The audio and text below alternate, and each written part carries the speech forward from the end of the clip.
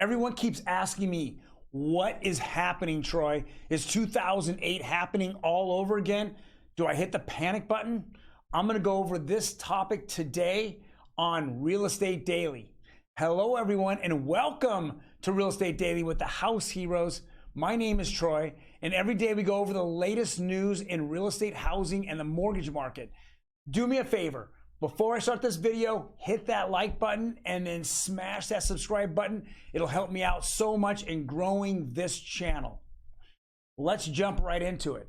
This is from Yahoo Finance, and this is an article says, should I wait for real estate prices to crash before I buy a home? Here are 3 simple reasons why this housing downturn is nothing like 2008. So people ask me all the time, they become in a full panic mode. 2008 recession was all based upon the real estate market. But today's recession is not based at all on the real estate market. Traditionally, real estate markets do very well in recessions because the Fed usually is lowering rates over and over and making it very advantageous for people to get into a house. Now, because there's so much going on in the world, there's gas prices up, there's food prices, there's energy prices, there's just so much that's happening. How can people really afford a house? Well, unlike some of the other recessions that that happened in the past, we already see that employment is full right now. And because it's full, it just makes it harder for us to be in a true, real recession. Now, some of the part of the definition of being in a recession is 2 quarters of negative GDP, and we're just bound to have that right now.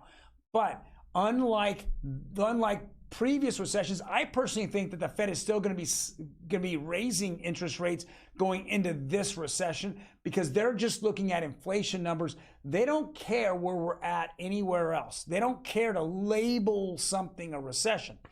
But now, how does this actually, connect with the housing market today? Well, let's go back to historically.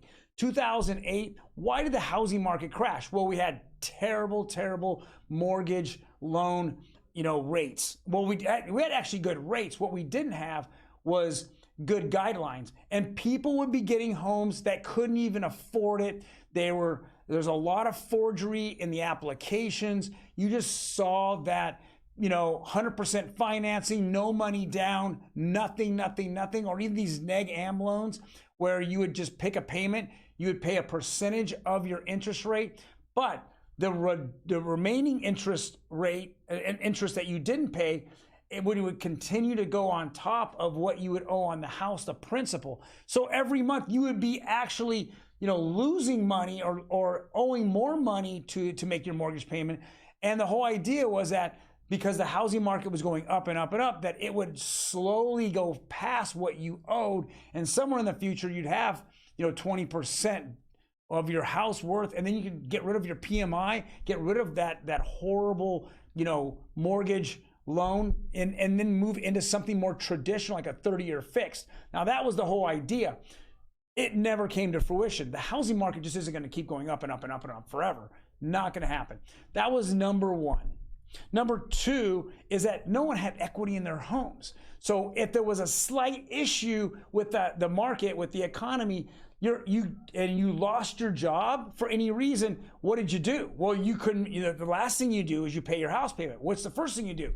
You have to have a car, so you have to have gas. You have to feed your family. You utilize your budget for everything else but the house. And sooner or later, guys like me who did a lot of foreclosures would be knocking on your door saying your house is foreclosed on, and now we're going to give you cash for keys.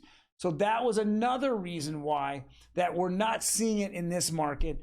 And then the housing supply, it just blew up. There was so many houses that were for sale, and with no one being able to qualify for them, then it turned into this complete nightmare. It took years and years and years after 2008 for us to actually get past and get into a more normalized, amount of homes that were available, inventory. Today, what are we looking at?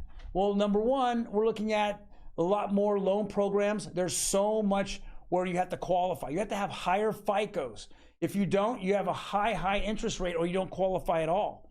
That's something that's really big. You have to put money down. There's so many of my clients that would put 5, 10, 20% down. Back in 2006 and 2005, I would say that about half of my clients did 100% financing. I will say today, 1% do 100% financing, and that's with down payment assistance. And you really have to have good FICOs, and you have to qualify hard for that loan. The second and next loan program was FHA. So I would say 50% people that did 100% financing.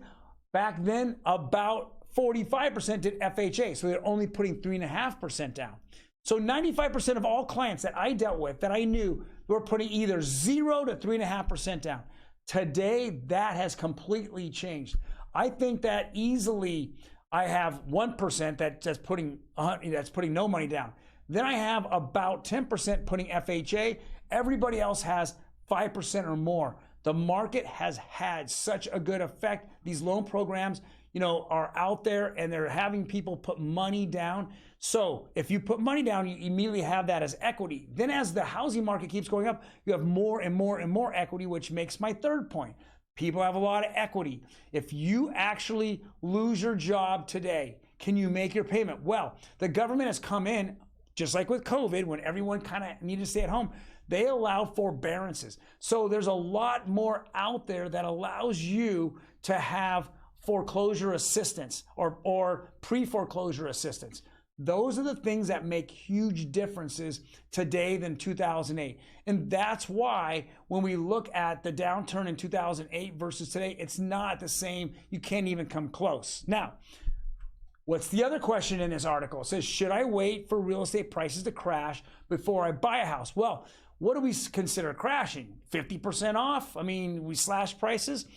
10, 20%? Will it go down? Well, it depends on the market, each market, and it depends on how hard some of these sellers need to sell. If they do a fire sale, well, you're bringing the market down quick, right? So we're gonna find this out. Now, if I were to guess, I think within the next 2 or 3 months, we're gonna see a 10 to 20% drop in prices.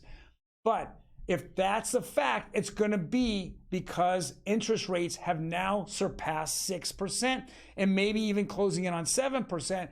I'm just guessing at this point. This is my professional opinion, but we're going to see it. Now, what did we see year over year? We saw a 20% rise for the first 6 months, year over year. So as I talked about a couple weeks ago, in May of 2021 over May of 2022, there was an over 20% rise in home prices. We're probably going to take that back. So don't be surprised if it goes down 20%. We're only getting back to 12 months prior.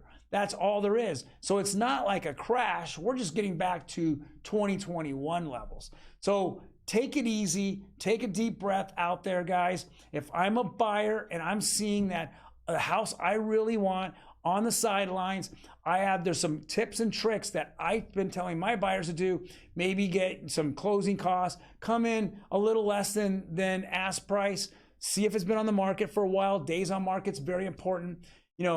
Ask for closing costs and then maybe apply those towards interest rate, buying down the interest rate, or even just down your closing costs so you can keep that cash in your pocket and you could do repairs on your house now, right? Those are the things that I'm looking at as advantageous today than it wasn't around even 6 months ago or 12 months ago. Well, guys, thank you very much for joining me. I'm hoping that this gave you some kind of direction and insight what's happening on the market. I want to come to you as much as I can and go over the real topics of today. We are on multiple social media platforms. Check us out. We go over different things, like how to save $10,000 off of a house when looking at it. What are the things to look at when you purchase your house, what things you have to do afterwards.